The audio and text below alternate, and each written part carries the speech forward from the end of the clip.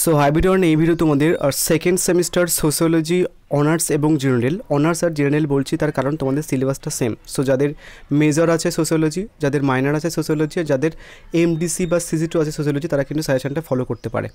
So তোমাদের total লিখিত পরীক্ষা হবে 75 মার্কসের, অ্যান্ড প্রজেক্ট বা টিউটোরিয়াল যেটা থাকবে সেটা হচ্ছে কি 25 মার্কসের হবে। অ্যান্ড তোমাদের যে কোশ্চেন্স প্যাটার্নটা রয়েছে সেখানটায় এমনভাবে বলা হয়েছে যে অনার্সদের জন্য 5 মার্কসের হচ্ছে কি 6টা কোশ্চেন্স তোমাদের লিখতে হবে, দেবে হচ্ছে কি 8টা, অ্যান্ড 15 মার্কসের হচ্ছে কি 3টে কোশ্চেন্স লিখতে হবে, দেবে হচ্ছে কি যে 5টা। অ্যান্ড জেনারেলদেরও কিন্তু কোশ্চেন্স হচ্ছে কি সেম। সো আমি এই ভিডিওতে তোমাদের 15 মার্কসের হচ্ছে কি 13টা মতো কোশ্চেন্স রেখেছি। সো তোমাদের এটা মনে হতে পারে যারা 3টে কোশ্চেন্স লিখতে হবে 15 মার্কসের, তো 12টা বা 13টা কোশ্চেন্স, এতগুলো কোশ্চেন্স কেন? দেখো একটা কথা বলি, তোমাদের যেহেতু সেম সিলেবাস, মেজর মাইনর আর এমডিসি হবে, মানে 3টে সেট অ্যাকচুয়ালি কোশ্চেন সেট হবে। তো তোমাদের হচ্ছে কিছু অনার্সদের 3টে 15 মার্কসের কোশ্চেন্স দেবে, জেনারেলদের হচ্ছে কি এমডিসিদের 3টে 15 মার্কসের কোশ্চেন্স দেবে, অ্যান্ড মাইনরদের 3টে 15 মার্কসের কোশ্চেন্স দেবে। তোমরা ফার্স্ট সেমিস্টার দেখে এসছো যে কোনো কোশ্চেন্সের মানে কোনো অনার্সদের কোশ্চেন্সের সঙ্গে জেনারেলদের কোশ্চেন্সের এমডিসি বা মাইনরদের কোশ্চেন্সে কিন্তু রিপিট করে না, দু একটা করে, বাট সবগুলো করে না। সো তোমাদের কিন্তু এমনিতেই 9টা কোশ্চেন্স পড়তেই হবে। সো এই যে লজিক, মানে অনেকে এটা বলা হয় না যে অ্যাকচুয়ালি হচ্ছে কি যে বেশি কোশ্চেন্স দেওয়া হচ্ছে, বেশি কোশ্চেন্স দেওয়া হচ্ছে, ওটা অ্যাকচুয়ালি নয়। তোমাদের কিন্তু যেহেতু সেম সিলেবাসে 3টে পেপার সেট করা হচ্ছে, তো তোমাদের মিনিমাম 15 মার্কসের 9টা কোশ্চেন্স পড়তেই হচ্ছে, তোমাদের লিখতে হচ্ছে 9টা কোশ্চেন্স, ঠিক আছে, 3টে পেপারস মিলিয়ে। সো ওটার জন্য আমি হচ্ছে কিছু এক্সট্রা কোশ্চেন্স দিলাম, মানে হচ্ছে কি যে 13টা মতো কোশ্চেন্স দিলাম 15 মার্কসের। সো এই 13টা মতো কোশ্চেন্স করলে তোমাদের এমডিসি, মাইনর অ্যান্ড মেজর 3টেতেই তোমরা হচ্ছে কি যে 100% কমন পেয়ে যাবে। অ্যান্ড তোমরা যারা নোটস নেবে তোমাদের দেখবে যে আমি আরও হচ্ছে কি যে কিছু এক্সট্রা কোশ্চেন্স অ্যান্সার অ্যাড করেছি। তার একটা বেসিক কারণ রয়েছে। আমার হচ্ছে কি নোটস বা সাজেশনস দেওয়ার মানে থিঙ্কিংটা একটুখানি আলাদা। দেখো আমি যদি এই 10টা বা 13টা কোশ্চেন্স এর অ্যান্সার্স দিই, যে টাকা নেব, অ্যান্ড এক্সট্রা কোশ্চেন্স যদি দিই, আমি আর এক্সট্রা টাকা নেব না। সো আমি সেম টাকায় তোমাদের আরও কিছু নোটস দিচ্ছি। সো ওটা একটা ভালো ব্যাপার। সো এই ব্যাপারটা আই থিঙ্ক ব্যাপারটা বুঝে দেখবে যে অ্যাকচুয়ালি তুমি এক্সট্রা কিছু পাচ্ছ, দেন আমার ওটা করতে হচ্ছে কি টাইম লাগে বা এটাও টাইম লাগে। আমি হচ্ছে কি যে তোমাদের যাতে অসুবিধা না হয়, ধরো কিছু একটা কোশ্চেন্স প্রচণ্ড টাফ হলো, তাহলে ওই যে এক্সট্রা কোশ্চেন্স দেওয়া হবে না নোটসের মধ্যে, এই 13টা কোশ্চেন্স বাদেও, তাহলে তোমাদের আর কোনো রকম অসুবিধা হবে না। ওই ব্যাপারটাকে মাথায় রেখে কিন্তু তোমাদেরকে কিছু এক্সট্রা কোশ্চেন্স দেওয়া হয়। সো আই থিঙ্ক ব্যাপারটাকে বোঝাতে পারলাম। সো এবার হচ্ছে কি প্রথমে সিলেবাসটা দেখে নাও, সিলেবাসের মধ্যে তোমাদের কী কী পোর্শনস রয়েছে। সিলেবাসটা তোমরা তো এতদিন ইংলিশে দেখে এসছো, এবার বাংলাতে একটুখানি দেখে নাও সিলেবাসটা। সো প্রথমে তোমাদের রয়েছে ভারতের একটি তারপরে এখানে থাকবে হচ্ছে একটি জ্ঞানের লক্ষ্য। সো এখানটা তোমাদের 3টে কনসেপ্ট পড়তে হবে। একটা হচ্ছে ঔপনিবেশিক দৃষ্টিভঙ্গি, জাতীয়তাবাদী দৃষ্টিভঙ্গি, আর নিম্নবর্গীয় দৃষ্টিভঙ্গি। সো এই 3টে দৃষ্টিভঙ্গির মধ্যে একটা দৃষ্টিভঙ্গি প্রত্যেকটা পরীক্ষার্থে আসার চান্স রয়েছে 99%। বোঝা গেল? মানে 3টে সেট করা হবে তো কোশ্চেন্সের, মেজরদের, মাইনরদের আর এমডিসিদের। সো এই 3টে দৃষ্টিভঙ্গির মধ্যে প্রত্যেক কটা দৃষ্টিভঙ্গি কোনো না কোনো এক্সামে তোমাদের দেওয়ার চান্স আছে, ঠিক আছে। নেক্সট হচ্ছে কি তোমাদের দেখো কী পড়তে হচ্ছে তোমাদের, তারপরে পরের চ্যাপ্টার রয়েছে ভারতের সমাজ, ধারণা এবং প্রতিষ্ঠান। সো এখানকার কী কী পড়তে হবে দেখো, পরিবার পড়তে হবে, পরিবারের বৈশিষ্ট্য, প্রকারভেদ এবং পরিবর্তনশীল নিদর্শন পড়তে হবে। তারপর বিবাহ পড়তে হবে, বিবাহের প্রকারভেদ, পরিবর্তনশীল নিদর্শন পড়তে হবে।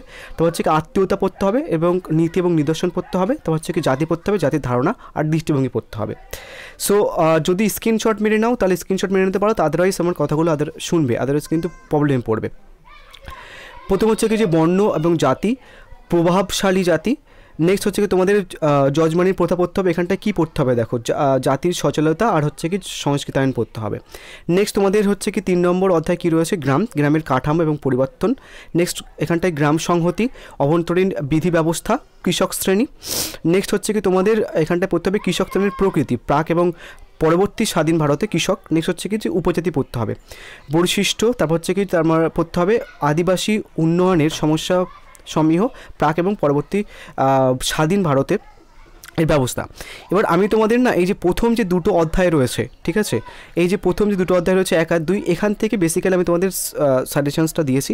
নেক্সট যখন ভিডিও পোস্ট করবো আরও 2-3টে হচ্ছে কি 15 মার্কসের কোশ্চেন্স দেবো, 3 আর 3-এর যে সাব পয়েন্ট আছে সেই পোর্শন থেকে, মানে গ্রাম সংহতি থেকে একটা কোশ্চেন্স হবে, কৃষক শ্রেণী থেকে বা হচ্ছে কি উপজাতি থেকে আমি কোশ্চেন্স রেখেছি সাজেশনসের মধ্যে।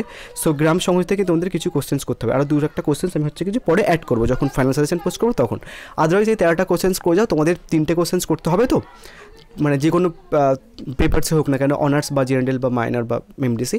সো এই 13টা কোশ্চেন্স করে গেলে এখান থেকে তোমাদের 3টে কোশ্চেন্স বা ধরা পড়বে, 5টা কোশ্চেন্স আসবে, যে কোনো 3টে কোশ্চেন্স লিখতে হবে।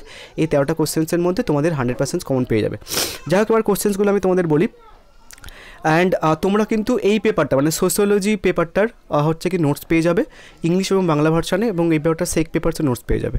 সাথে শুধু সোশিওলজি বলেই নয়, তোমরা ENVS Indian knowledge system and হচ্ছে কি তোমাদের বাকি যদি কোনো পেপার থাকে মানে Bangla, English, political science, sociology, history, education, প্রত্যেকটা পেপারসের মেজর মাইনর এমডিসি, সেক পেপারসের নোটস, আইডিসি, ইংলিশ এবং বাংলা ভার্সানের নোটস পেয়ে যাবে, অ্যান্ড এইসি পেপারসের নোটস পেয়ে যাবে।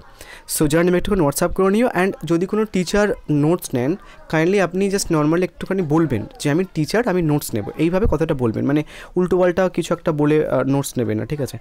মানে এমন নয় যে আপনার থেকে বেশি নেওয়া হবে বা কিছু, বাট আপনি বলবেন যে আমি টিচার, আমি নোটস নেব, এমনভাবে বলবেন, ঠিক আছে? কোনো সমস্যা নেই, নোটস নিতে পারেন। সো ফার্স্ট যে প্রশ্নটা, এবং এখানটায় না 10 অ্যান্ড 15 মার্কসের রেখেছি, তার একটা কারণ, তোমাদের যে কোশ্চেন্স ডিভিশনটা রয়েছে ওটা তো 15 মার্কসের কোশ্চেন আসবে, বাট 15 মার্কসের কোশ্চেন্সটা ডিরেক্টলি 15 মার্কসের না আসলেও তোমাদেরকে 7+8 বা 10+5 এইভাবে আসতে পারে, সেই জন্য এখানটায় 10, 15 লেখা হয়েছে। প্রথম যে কোশ্চেনটা সেটা হচ্ছে কি বিবাহ বলতে কী বোঝো, বিবাহের প্রকারভেদ আলোচনা করো। নেক্সট পরিবার বলতে কী বোঝো, পরিবারের বৈশিষ্ট্য, প্রকারভেদ এবং কার্যাবলী আলোচনা করো। নেক্সট হচ্ছে কি তোমাদের ভারতীয় সমাজ সম্বন্ধে নিম্নবর্গীয় বা সাব অল্টার্ন দৃষ্টিভঙ্গির বক্তব্য লেখো। নেক্সট ভারতীয় সমাজের সম্বন্ধে উপনিবেশিক দৃষ্টিভঙ্গির বক্তব্য আলোচনা করো। সো এই যে নিম্নবর্গীয় দৃষ্টিভঙ্গি বা উপনিবেশিক দৃষ্টিভঙ্গি অ্যান্ড আরেকটা দৃষ্টিভঙ্গি রয়েছে, সেটা হচ্ছে কি জাতীয়তাবাদ দৃষ্টিভঙ্গি। এই 3টে কোশ্চেন্স কিন্তু বিশাল ইম্পর্টেন্ট। এই কোশ্চেন্স 3টের মধ্যে তোমাদের প্রত্যেকটা পরীক্ষাতে 3টে সেট হবে, তো মেজর, মাইনর, এমডিসি, তো প্রত্যেক কটা পরীক্ষাতে যে কোনো একটা দৃষ্টিভঙ্গি তোমাদের কিন্তু দেওয়ার চান্স 99%। সেটা আরে করবে।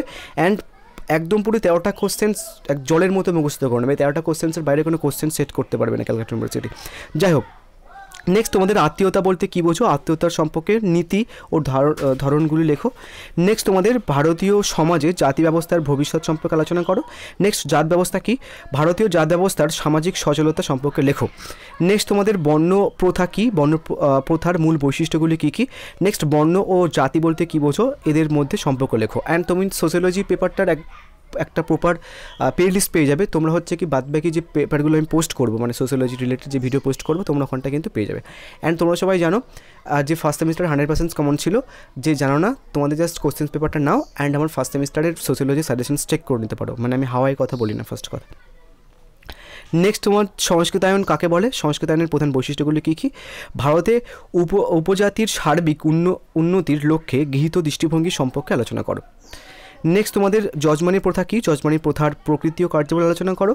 নেক্সট যজমানি ব্যবস্থা কী, কী উপায়ে এই ব্যবস্থা স্বয়ংসম্পূর্ণ গ্রাম সমাজকে রক্ষা করতো, যজমানি ব্যবস্থার অবক্ষয়ের কারণ কী। সো এই ছিল মোটামুটি তোমাদের সোশিওলজি থেকে 15 মার্কসের কোশ্চেন্স। নেক্সট ভিডিওতে আমি তোমাদের হচ্ছে কি যে 5 মার্কসের কোশ্চেন্স করবো।